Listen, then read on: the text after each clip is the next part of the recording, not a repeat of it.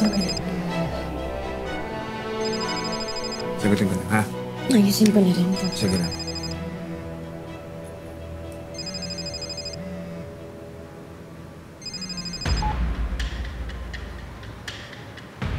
Bakit?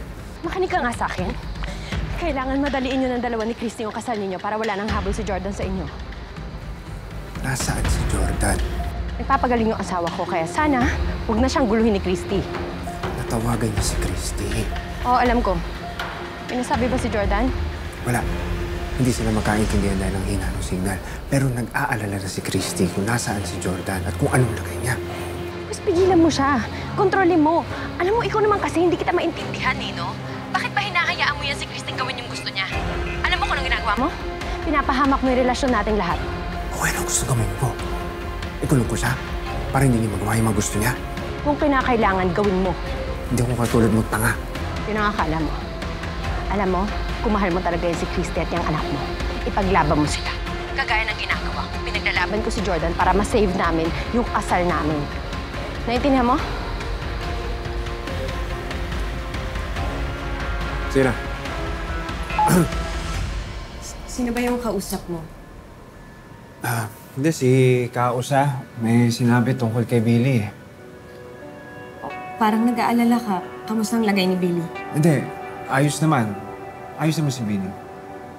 Okay.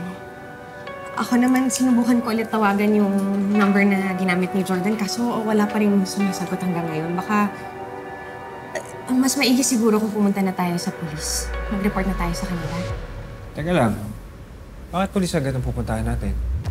Eh di nang sa ganon, may tutulong na sa atin na humanap agad kay Jordan.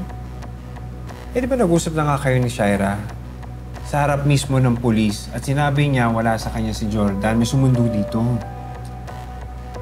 Pero Leon, ngayon pa ba tayo magpapaniwala kay Shaira sa mga drama niya? O may katibayan ka ba? Makakapagsampa ka ba ng kaso kay Shaira? Sasabihin mo na kinukulong niya si Jordan? O ay nasaan? Pero Leon, Sandali lang kasi, Christy. Naiintindihan kita, ha? Naiintindihan ko yung nararamdaman mo.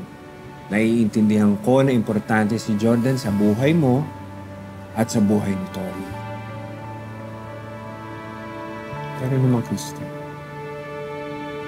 kasal na natin dalawa. Di ba dapat yung atensyon mo nandito na sa pag-aayos ng kasal natin? Di ba?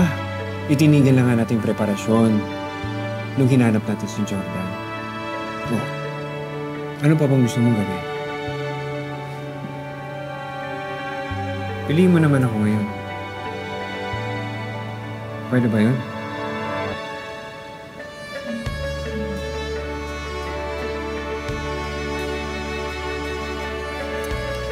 ayos na natin yung mga arrangement. Sige.